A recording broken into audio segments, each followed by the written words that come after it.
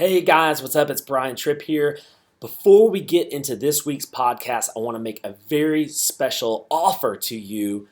A lot of you have been commenting on my t-shirts. Some of you guys that watch the YouTube videos commenting on my t-shirt that says cash flow. On the back it says REI Live.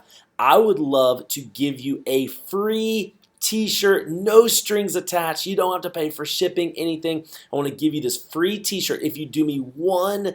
I feel like it's a small favor. It might be a big favor to some of you, but do me one small favor and just go rate and review this podcast. Go to iTunes, go to Stitcher, go to wherever you listen to this podcast and rate it and review it. If you send me an email, you can just send it to my personal email address, brian.trippe@gmail.com. brian.trippe@gmail.com. Send me an email with a screenshot of what you posted. Just send me the screenshot and your mailing address. I'm going to send you this t-shirt for free. Don't have to pay for shipping or anything. I've got a lot of extra. Make sure you put your size in there. I need your mailing address and your t-shirt size, and we have limited amounts. I don't even know if we have any mediums left. So like your options are large or extra large. You can put medium in there. I may have a couple of mediums left, but put your size, put your mailing address in there, and we'll get this mailed to you. Guys, we love you so much. Thank you for supporting this show for so long. We love you, and let's get into this week's episode. Yeah. What's going on, everybody? It's Brian Trippe. Welcome to another episode of the Real Estate Investing Live podcast. We interview the very best real estate investors, entrepreneurs, and business leaders all throughout the country. And today we have two guests. Very rare that this happens. I think this is only like the third or fourth time. We have two guests at once. We have Jake and Gino of jakeandgino.com, MultiFamily Masters. How's it going, guys? Doing good. Thanks, Brian, for having us on. Thanks, Brian. I'm really excited to talk to you guys. I've had a lot of multifamily people on the show, but not recently. It's been a few months. So I want to dig in. I want to ask you some very specific questions about the multifamily space, which I think is crazy crowded just from what I hear. I'm not in it, but I'd like to actually start right there and I guess I'm kind of asking this question to both of you guys. Just multifamily in general. I know you guys have been doing it for quite a while. Do you guys think that this space, from just a competition standpoint, is getting a little crowded? Do you find it difficult to find better deals? Brian, it has been crowded for the last couple of years, and I think it will continue to be crowded only because of where you're seeing the money flows coming from. Money flows are coming from Europe. They're coming from Asia. They're coming from South America. So they're looking for cap rates in the 2s and 3s. They're thrilled with cap rates. They're trying to preserve their wealth. That's the first thing. So the dollar is really strong. So that's the first key driver. The second key driver is people don't have confidence in the stock market. That's the problem. You have interest rates dropping, and people are wary of that. The third reason is it's a basic fundamental human need. It's food, water, and shelter. Shelter is the third thing. You can't buy it on the internet, right? So you need to go out and rent an apartment. The fourth problem is you have 78 million millennials. You have 79 million baby boomers. They are renting. So what are they doing? You've seen what happened to single-family home space. Since 2008, 30% of single-family homes have been taken off the market, and they've gone to the rental market. Now, if you want to do rental market and single-family home and buy one home here, one home there, and be able to scale up, a lot of people are doing it. But they become burned out, and they come to Jake and Gino and say, I've got 6 homes. It's impossible for me to scale up. There's no economies of scale. I want to go into multifamily. So multifamily lends itself to actually more economies of scale, more scalability, the ability to build a business. The next topic is you have 1031 money rolling into multifamilies, which is making the prices crazy. The next thing is the cost segregation, the tax benefits, which makes multifamily attractive. So people are buying deals just based on not wanting to pay capital gains taxes and getting bonus depreciation year one. So there's like a huge storm going on and a huge swell going on that makes multifamily attractive. And on top of that, you can control your destiny. If you want to raise rents, you want to evict a tenant, you want to, actually fix a property, paint the property, you have that ability. That's what makes multifamily attractive. And I think people have seen that over the last 2 to 3 years. And I think the demographics and the shift that we were talking about is only going to lend itself to more people. What happens when demand goes up? There's less supply, there's more demand. So as that happens, rents are still going to continue to rise. And that's what makes multifamily attractive. Yeah, I'd love to piggyback on that real quick, because I think the key to it is that it's not easy. It is competitive, but we're operating in the land of the 1%ers. If we're being honest with ourselves, we've done 35 million in transactions in the last year, actually above that. So if you're going to play with the big boys and you're going to compete, you're going to, have to have a proven framework and a proven strategy. So every one of the deals that we've done had in-place cash flows of 8% cash on cash from day one, and we have the ability to force appreciation for tomorrow. What that looks like is having a very strong team in place. Our acquisition team works very hard. It may be 3 to 4 deals a year, but those deals that we do close on are going to be winners, and they do really well for ourselves. So the first 1,000 units we did in-house. It was a lot easier when Gino and I started out because there was more deals available. So essentially what we had to do is we had to ramp our team up. We have to look at more deals. We have to analyze more deals and really look for that value. So it is more competitive, but we're still able to convert. Just maybe not as easy as it was a few years ago, but it's a competitive marketplace because there's a lot of upside. I would love to know how both of you kind of got into this specific niche, because it is super competitive. I think with single family, there's so many of them. Yeah, it's competitive, but there's so many single family houses out there that it might be a little easier for someone to come in, and the price point's obviously a lot smaller too. But how do you guys specifically get into this niche? I'd love to hear from both of you on that. So Brian, I got into it out of default. I had a restaurant business. I freaking hated it. Once 2008 came, everything shifted. It didn't only affect real estate, it affected everything. I have 6 kids, so I had a lot of mouths to feed. So I'm like, you know what? I don't need another job of fixing and flipping. I need to buy something and get some passive income. Went to coaching school, found out real estate coaching, life coaching. I said, multifamily is the way to go. And in Feb of 2013, my boy down there was in Knoxville. He lived in New York. He was a pharmaceutical rep getting catering out of my restaurant. And I don't think he knew how powerful multifamily was until we started looking at the numbers in Knoxville. And I'm like, Jake, we need to buy something here. It took us 18 months to get into that first deal. Even back then, there were deals, there was no money, and there was no confidence. So it's either there's money or there's deals. There's never really both at the same time. So we dived into it by default. We're both, even though I had a business, I was a W-2 person with a risky mom and pop restaurant. So I got into it for that additional cash flow. I didn't want to buy a house, sit there, wait 15 years for it to appreciate. I wanted to buy something with a value add component. I knew it, and I could refi and roll. I remember the first time I told Jake about refi and rolling, I don't think he understood. He's like, what are you talking about? And it took us 18 months to do it. And once he got that first check of pulling out 160 grand, having only 80,000 into it, I think that really lit a fire under us. And we're like, we've got to buy more of these. Yeah, we got to buy more of these. But that's the short answer to it. I was looking for passive income. I needed to feed my family. I didn't like the stock market. And I'm like, this looks like a good vehicle and I couldn't find anything in New York because the prices up here, the taxes, the insurance, the labor costs, their per door costs, it didn't make sense up here. 15 years ago it did. Back in 2013, 14, even back then it still didn't make sense. This is going to sound very cliche, but the best thing that Gino and I have ever done is we've had staying power and we've been consistent. A lot of people get this shiny object syndrome and they'll try something for a few months and then they move on. You can do multifamily if you put your stake in the ground, you plant your flag and you stick with it and you don't veer. People at some point, they're like, oh, this is just a pie in the sky and I'm going to give up. There's nothing special about, Gino and myself in terms of just basic guys that really stuck with something for the long haul, and we saw it through. And I think that's the key to multifamily and getting your first deal. When you get that first true multifamily deal done, you get credibility. We got that one done in 3 months. We did a deal after that. 3 months, we did another deal after that. So they start rolling in. And since then, we've done 3 or 4 deals a year ever since getting our first deal. So it's that first credibility piece and that staying power. And that's where so many people fail. We say it time and time again, education times action equals results. Gino got educated. I took a ton of action in the beginning. We came together and we got results, but it did not happen overnight. Fortunately, our students close deals a lot quicker than us because we have a framework in place and the learning curve is not as bad. But I mean, to date, Gino, I think you know the number. I mean, our students have done what? How much? They're close to 4,000 units because I have students are closing deals every week. But Brian, to speak specifically to your question, how do you get into multifamily?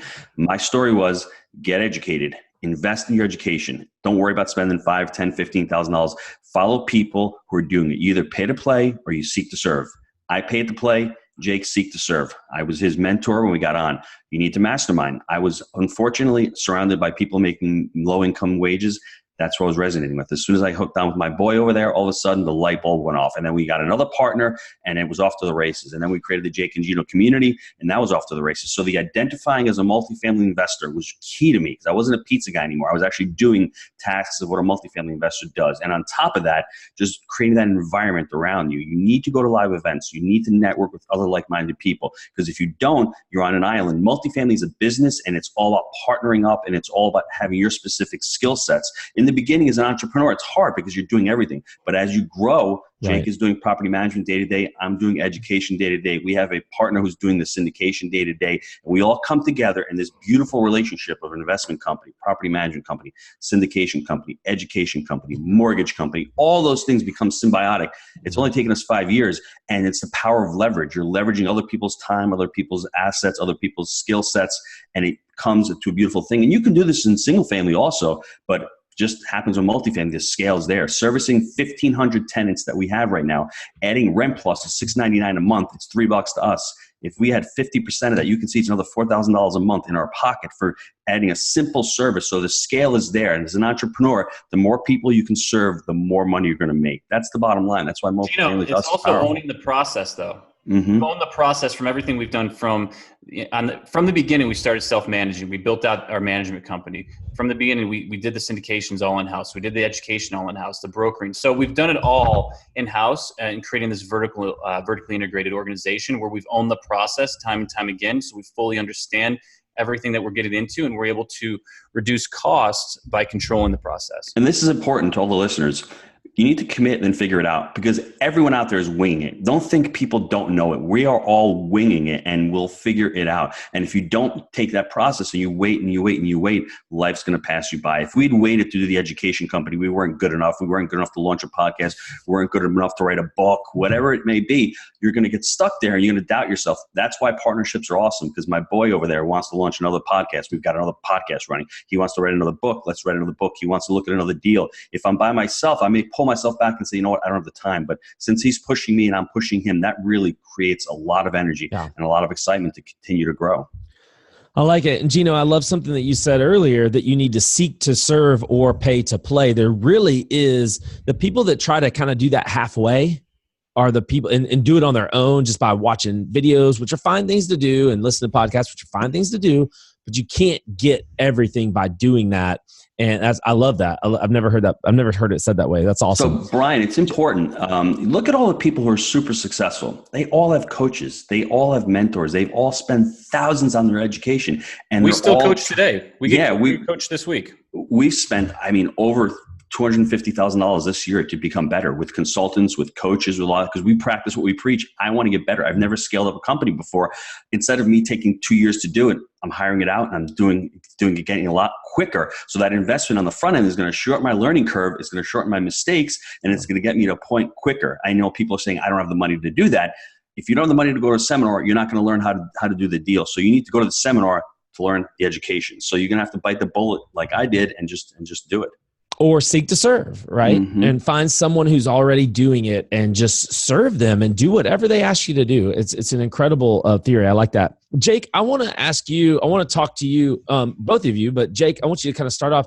Tell me about that first deal. You said the first deal, obviously the first deal for anything is always going to be the hardest. But for the people who are listening that want to, maybe tire kickers, there's a lot of tire kickers that listen to shows like this. Talk about your first deal. How did it come about? You said you were laser focused. You were focused on one thing. A lot of people have the shiny object syndrome. So that definitely plays a huge part in it, focus. But tell me about the first deal. How'd you get it? How'd you fund it? The whole deal. Yeah, like I said, we were looking for about 18 months. And through that entire process, we were putting in offers that we felt were based on actuals that were going to cash flow. And this is going back to 2012. And brokers were a lot of times laughing at us, saying this is crazy. You're never going to do business here. We even had this one guy, he called himself the number one broker in Knoxville, a self-proclaimed. I don't know that there's any facts to that. And he just at some point he gave up on us and he said, y'all are never going to do business here. And that was it. And a few years later, obviously, we grew to upwards of 1,500 units. We've never done a deal with this guy. He was actually more of a land broker, so he was kind of misrepresented himself. He tried to get us to sign exclusivity agreements in the beginning. So there was a lot of rejection, and I think a lot of people, if they were put in our shoes, they would have quit. So I go back to that piece that we stuck with it and we hung in there long enough to actually get the deal done. Even the deal that we did close on, it was a rough deal. It was 25 units. Thankfully, it was in a good area. But I remember having a meeting with the broker that we closed on the deal with, and thankfully he took a chance on us. He couldn't get the deal sold because it was ugly. No one really wanted it at the time, and people were being a little more selective, I think. But we met with a banker prior to closing, and the banker said, no, I'm not funding this. And so it was just constant rejection. It was rejection. And even at that point, I remember walking out of the lunch with him. I'm like, man, so this is not going to get done? He's like, no, hang in there. We'll get someone to do it. So we created something called a credibility book, and that became essentially our business blueprint, our business plan. And I remember sitting down with the banker that currently had the deal funded, and I went through it, and it talked about Gino and I, our business plan, what we thought we could do with the property, our experience. Gino owned a few duplexes at the time, and we talked about how we really wanted to transform and turn the entire place around. And he said, look, may not be the prettiest deal, but I know it cash flows. And so that's why he felt comfortable with it, because he had it on the books for 5 or 10 years or whatever the case may have been. Probably about close to 10 actually. You're talking about the lender who already had the loan with the seller. Yes. Yeah. So then that's where we went to get it financed. And some facts on the deal was it was a $600,000 purchase price. We probably could have gotten it for less. 10% owner financing, 10% us. We had to come up with about $83,000 out of our pockets. So it was me, Jake, and my partner, my brother Mark did that. We came up with that money. The problem was it was weekly renters. So the income was great. But there was a lot of expenses. Scary deal for most people. Yeah, $7,000 cable bill. We were paying for all their utilities, so we started billing back the utilities. The garbage was crazy. Contract service. It was a mom and pop. That's what you need to focus on. These mom and pops who were burned out, and that's what they were. They were nice people. They weren't running as a business. They had no website. They had no systems of actually onboarding a tenant. They had no systems of actually criminal credit background checks. They were letting anybody in. The income looked great. But for us, it was just one of those things where Jake, first week, I remember him going out, they were collecting cash. He had all this cash on the desk, and he's like, dude, this is great. No one ever paid me before. So that I think was great. We got rid of the cash payments, but it was a lot of pain. It took us about 18 months to stabilize it, and we were able to refi that out and pull out $160,000. But it was one of those things where it's slow and steady and learning the process. The hardest part was repositioning the tenants from weekly to monthly renters. So No, that's the real school of hard knocks, though, and that's paying the price, because we went in there. I was self-managing, had no clue what I was doing. There was opioid epidemic going on in the place. People were not paying. We had to learn evictions. I was doing the evictions in the beginning, and we set up an LLC. 3 for 3, baby. I was 3 for 3. On the third one, the judge says to me, he's like, son, are you an attorney? And I said, no, because I used to come in like and have my drug rep suit on and everything. So I was like, I look professional, look just like the attorneys. And he said, he was like, I don't remember you. And I was like, no. He's like, this is a limited liability company. You need to be represented by an attorney. And I said, look, I'm really sorry. I wasn't aware of that. He's like, well, let's proceed, but don't let me see in here again. And so that was my third one. We won the eviction on that one as well. I went 3 for 3 and then retired. I hung up the jacket, and then I went into real estate. But seriously though, we got, we want to talk about gut punches, time and time again, especially early on scaling a management company. Holy shit. I mean, we had employee theft. We had, a ton of things break that we didn't expect to have happen. And just the whole scaling of the employee side of it, not being in it, we learned a ton. We put great systems in place, but man, it was rough in the beginning. So we definitely paid the price in the beginning to get where we are today. Would never change it for the world, but we'll never sit here and say it was easy. So it's interesting. You're 3 for 3 and you're representing an LLC. I tried to do that. The judge had a different response for me. He said, get out of here. This is, and it gave the guy an extra month. This was when this court was only meeting once a month in this tiny little county. Yeah, that was terrible. Well, these guys play like speed court, and they don't want anything to come back. So they're like, get in, get out, get in. Well, if that's in the city, yeah. Well, so listen, I want you to, and either one of you guys can touch on this. I think that the most important, there's a lot of important points in that story, but the one I really took away is you said it took 18 months to even do the first deal. You were like analyzing and just looking. No, we were putting a ton of offers in, but no one, we didn't have the credibility, and that's the hard thing in multifamily. Here's the point I want to make though. 18 months is for for people who are kind of tire kickers or just trying something out, like you guys said, not planting that stake in the ground, like you said earlier, 18 months is a very long time. Mm-hmm. And what most would do in that period of time is quit. They'd stop putting in offers. They're getting rejected. And I just want you to talk to that point, because I coach too. I coach students, and sometimes it just takes time. Keep doing what you're doing. You're doing all the right things. Just keep doing what you're doing. It's going to crack eventually. Two huge points. The first one is, if you don't know your why, you're never going to figure out your how. I had enough of a why, and I had enough of a pain in my life that I wanted out. I wanted something different. That's what drove me. Life coaching gave me that why. You know, you have to focus on that, because if you're just doing it as a hobby or anything, the hobby's not going to work. Hobby's not as a weekend thing. When a tenant dies in the unit, or you get sued by a person who's got bed bugs from their own furniture, or your septic fields blow out and it's $9,000, you're not getting paid for 2 months. You better have a strong enough why, because you're going to quit. We both had a strong enough why. 6 years, 5 layoffs. I just wasn't making enough money, working harder. That was my why. I really wanted to build a real business. I really wanted to become my own kind of entrepreneur. And the next one, honestly, just hanging in there. Jake was going through a transformation in his life. He was going down there. He went to buy a house. So life gets in the way. But if you have that strong enough why and that strong enough focus, follow one course until successful.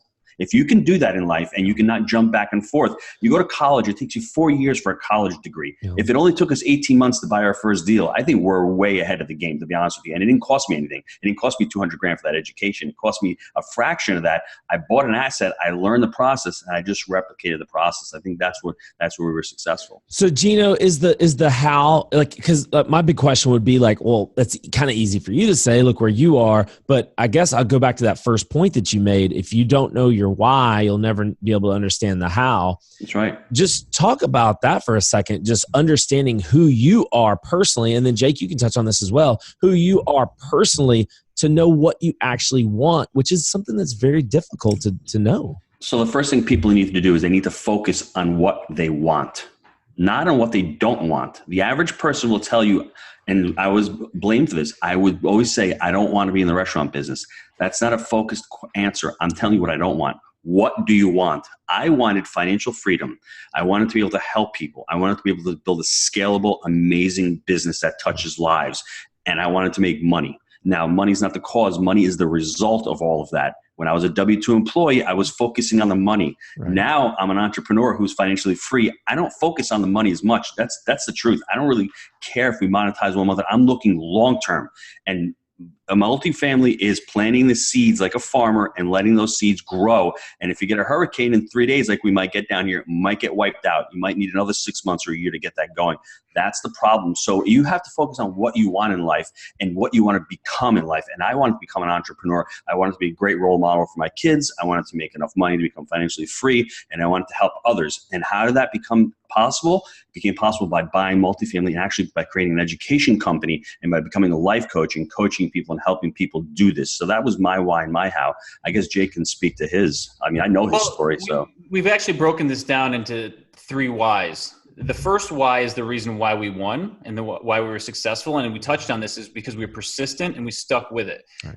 We just got, again, it was just getting beat time and time again. But we hung in there. Even when we started the management company, I knew that I wanted this more than what I had before, because my company was doing layoffs. I wanted control over my life. So the first why is the reason why we won. And that literally comes down to the persistence and sticking with it. The reason why I wanted this and why I needed it was because my life was tough. I was living in a 1-bedroom apartment. I had a 5-figure net worth, and my company was doing layoffs every year. It was literally 8 years in a row that it was like, hey, go sit by the phone. There was healthcare reform going on, and they just kept cutting back the sales force because of the Sunshine Act. So it was, hey, go sit by the phone. We'll call your number. Hopefully you made it to the next round. And it was like time and time again, I felt like I was applying for the job. That sucks, and that's no way to live. So after that, it just created this burning desire that I wanted control over my life and did not want to be dictated to by corporate America. So we took the control, we took the punches, and we grew something that, traded over an 8-figure net worth for, Gino and myself, which is fantastic. And it took us a while to get there, but it was because we wanted that control over our lives. From that point, though, it's like, I don't want to say, oh man, we're in the clear, we made it, we're going to stop working, but we have very comfortable lives right now. We've done really well with the multifamily. We get tremendous passive income every month. Literally, I counted up. I get paid 42 different ways each month because of the multifaceted business that we have. And it's like, it blows my mind to think where we came from going back to that first deal. So now looking at it, we started a charitable organization. Now we're looking at how do we create an environment that's great for our people. We really want to improve the lives of people now that we've created this great organization. So we, last year we fed, just about, I think it was like 12,000 kids for Thanksgiving, Gino. I think we can definitely surpass 15,000. We want to create great environment for our employees and the residents living in our homes. So it's all about community now and creating, improving the lives of the people that we're with. So there's a few points to that, and it's been an evolution since the beginning. I think it's awesome. I think it's incredible. Real quick, can you touch on the 42 different, I know you probably can't name them all off the top of your head, but that's pretty impressive. 42 different it's pieces of income. Yeah, it's really great because if you go through, we have multiple entities, and we bought some smaller properties in the beginning. So there's the cash flow component from those entities. Then there's the management fee from the entities. We have, a bunch of different businesses going on. We have the Jake and Gino company. We have a mortgage company. We have a syndication company, and that creates some multiple flows of income as well. So you're getting paid almost double on each of the entities that you have. And I think we have, 18 or so entities now. So it's double payment for those because you're getting the management and then the cash flow component, the education, syndication piece. If you do a refi, a couple times a year we do refis. I count that, in the column. So it's pretty impressive. And on top of that, when you're doing a syndication, you're a general partner in the deal, and you're also a limited partner in the deal. So you're making passive income on the limited partner side, and you own 30 or 20% of the general partnership, and you're collecting asset management fees on top of the property management fees. So that's the syndication side. Yep. Yeah, it can really balloon out. And it's hard because to see the vision is really difficult because you've never done it before. But if you can focus on the process and just starting out those small little deals, 4 unit, 8 unit, 12 unit, then you start scaling up. And, I always say to people, think big, but start small. Don't be afraid to start with a 4 unit or an 8 unit. There's nothing wrong with that. And then from there, learning and then scaling up and getting people on your team and start scaling up. Yeah, I'm looking at my spreadsheet right now since you asked, and it goes over to across the top row. It goes to AQ, and then it has the entity under each where they're coming from. So it's just, I counted it the other day. I was like, holy shit, this moved quick. So that's awesome. That's really super impressive. I'm a big believer in multiple streams of revenue. Right? That's diversifying in your own world that you understand. Correct. So. That's awesome. I know you guys coach, and I know you guys have a huge event coming up. We're going to talk about in just one second, but I want to, before we get to that, I get this question a lot, and I'm not in the multifamily space really, but I get this question a lot is, guys, and I'd love to hear from both of you, maybe 2 different perspectives. Is this a bad time to get into multifamily with as crowded as it is? We have to understand. Because Gino, listen, man, you just got done telling me at the beginning of the show the cap rates are in the 2s and 3s. In some markets, in the 4s. So you have to understand the 3 pillars of real estate. Our coach really describes this really well, and I can go into it for 30 seconds. It's market cycle, debt, and exit strategy. You need to know where you are in the market cycle. Right now, if things are hot right now, how long did it take us to get a deal? If it took us 18 months and we start today, as the market cycle starts to go down. We're assuming a recession, things are starting to go down. You need to start creating those relationships. You need to start creating those partners. You need to start creating those investors. You need investors day one.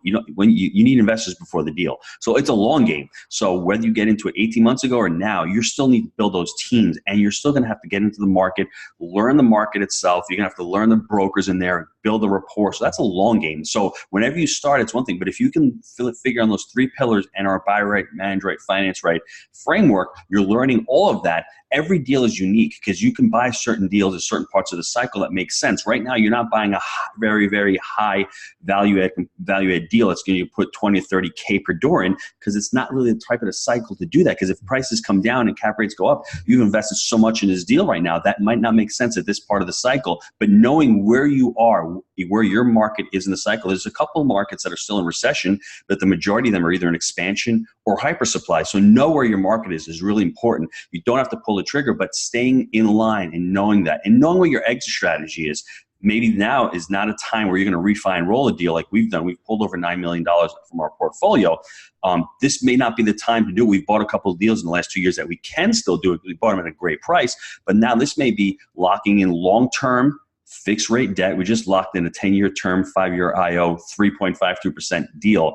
that makes the deal really work well. So that's another component. The debt is really great right now. Day If you one, can 9% get debt. cash on cash. Yeah. So, I mean, there's a lot of components to that. So I had Jay Scott on our show. He started flipping homes, big guy in bigger pockets, started flipping homes back in 2008. Probably the worst time to start flipping, right? You can find the deals, but you can't sell the deals. So we can make that excuse. It's never the right time. Yeah. Maybe you get into it, but you don't start buying, but you start at least accumulating assets as far as in relationships and learning the market. Because it's going to take you a good 3 to 6 months at least to do that. Does that make sense?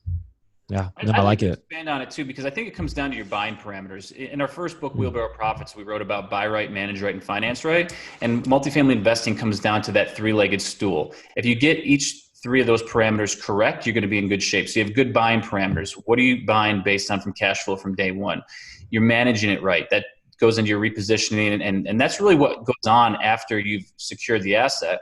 And then the finance right component, are you getting long-term fixed rate debt to take that interest rate risk off the table? Because we're getting 10, 15-year debt on these things, non-recourse. So it's very important to understand your buying parameters and to knock out each one of those parameters of that three-legged stool. But to Gino's point, right now we're closing today, literally, we're closing on 143 units, 9% cash on cash return from day one. If I'm buying it over an 8% cash on cash from day one, I don't care if it's, June 2020, August 2010, whatever environment I'm in, those are good buying parameters. And this is a basic human need. You cannot get an apartment on Amazon yet. Okay. So people need places to live. They need affordable housing. Right now in Knoxville, where I live, this is the most expensive homes have ever been in Knoxville. So people need affordable housing. We primarily operate in the C&B space. So we provide opportunity for a lot of families. So it's just, if you got to look hard for these deals, and to Gino's point, you're gonna have to start at some point if this is where you want to be. Yeah. And then Gino, you mentioned it earlier too, that it depends on like your market, like know your market, like where are you at? And you guys are specifically, you said you're based in Knoxville, buying this 100+ unit in Lexington, Kentucky. So you guys are like operating in the Southeast. Is that where you kind of like to operate? It's SEC, baby. We follow Chick-fil-A in college football. So we keep Roll Tide.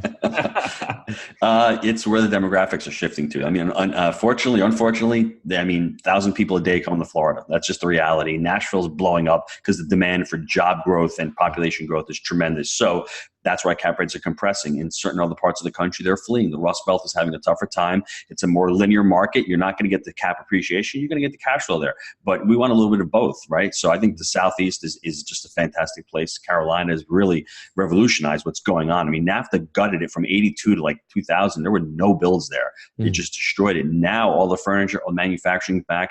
Ford's actually investing $550 million into their plant in Louisville. So you're seeing manufacturing coming back. It might slow down because of the recession, but it's obviously been coming back. So we like the Southeast. I heard, the West is probably great also with Phoenix and all.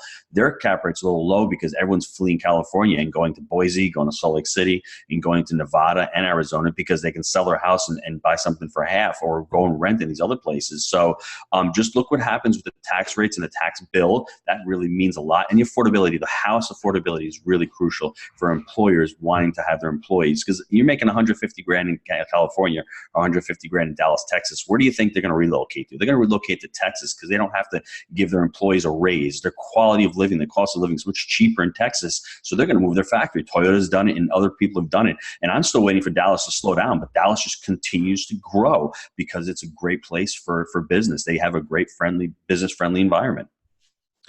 Well, that's great stuff, Gino. I appreciate you sharing that with us. I want to touch on this event you guys have coming up because I looked at the lineup. It's pretty impressive. You guys, this is the third one that you're going to do, a multifamily event. Can you guys tell us a little bit about it? Mr. Stenziano, it's all you, bro. No, it's great. Listen, this is all about action-oriented content. So this is something that we go, and it's literally a conference where we teach about our 3 pillars: buy right, manage right, and finance right. We have multiple people from property management that are going to be speaking there. We have brokers that are going to be doing a broker panel. We're even mixing in syndication this year, and it's also an entrepreneurial event. We have some phenomenal entrepreneurs there that are maybe in the family office space, or big time motivational speakers like Eric Thomas. So it's going to be a fantastic event. We deliver every time. It's all about the attendees. We're not there pitching stuff. This is about you. It's about advancing your career. And really, multifamily comes down to networking because it's a team sport. So if you don't get out there and network and meet people that are going to elevate your team, we're having a huge vendor room. We call it the deal room. It's going to be lined with all sorts of multifamily vendors that we vet and that we use. So if you want to learn how to grow your team, you get literally just by being in that deal room and networking with these folks, you're going to be working with approved vendors that we use within our vertically integrated organization. So. And Brian, my biggest mistake when starting out was I never went to these events because I had the excuse of I've got to work on the weekends. And when I went to my first coaching event and I became a certified life coach, everything changed for me because I was like, wow, I am missing out right now. I should be around other people of this caliber, of this quality. And once we started doing it, we started putting on our own events. I was like, this is power. This is magical because the education is fantastic. So if you're a new investor, you need to come and sit down and listen to all the speakers. But if you've done it for a year, I've had students who went to our first event, the second event, they're like, you know what? I don't need the education. The networking is worth more than anything. So you can either get the education or the networking or both because we record them and we give them to our students. So that's where you get out of it. And it's also just an enjoyable weekend. It's a lot of fun. We're going to be in Orlando. We're going to be 10 minutes from Epcot. So at nighttime at 5 p.m., half off the park afterwards. And it's going to be a family affair. My whole family is going to be there selling merchandise. Jake's kids are going to be there. So it's going to be a lot of fun. We're going to have a great time. So it really begs the question for me, because we had a lot of multifamily people on our show, and I don't have to name names, but there are so many multifamily boot camps, events, and things like this. You've even admitted that the space is crowded. It is crowded. What separates this? I know Eric Thomas, I'm a big fan of ET. Right, so Eric Thomas is going to be there. But I mean, that's enough to make me want to go. But what really and truly separates this event from all these other boot camps and multifamily events that are out there? I think the first thing is our environment, our ecosphere of Jake and Gino students is awesome. And like I said, they've done over 4,000 units, valued at over $400 million. They're constantly closing. I think also a really important component to it is that we're vertically integrated. We do every aspect of it. We're not just buying these deals and underwriting deals. We're actually managing them. We actually can do the finance component also. So we can teach on every aspect of real estate. There's a lot of people out there who are syndicating deals, say they own 5,000 units. We own 1,000 of our own units, and we've syndicated an additional 500. So we do both. The syndication is one tool in the toolbox. Buy and hold is another tool in the toolbox. Refi and roll is another tool in the toolbox. So we've experienced every angle of it. And I think the fact that we can bring together all these people and create this great ecosphere, I think just lends to our ability to be able to teach on the stuff and to continue. And the most important thing, I think, Brian, is we're continuing to buy. We're not just selling education. If the education goes away tomorrow, that's okay. Our business, our main focus is property management and buying these deals and continuing to buy these deals because that's what's important to us. Everything else, as we like to say, Jake likes to say, it's gravy. So we're not focused on just selling education. We're focused on buying these assets. I think what's really important there that you just mentioned is, being vertically integrated. And you talked about kind of what that means. Because I've been to a couple of these multifamily boot camps, and I would say that they like you just said, they are kind of focused more on the syndication part, or they're focused more on one particular aspect. It sounds to me like this event is going to have a more holistic approach to it, where it's going to really touch on a lot of, if not everything, that has to do with multifamily.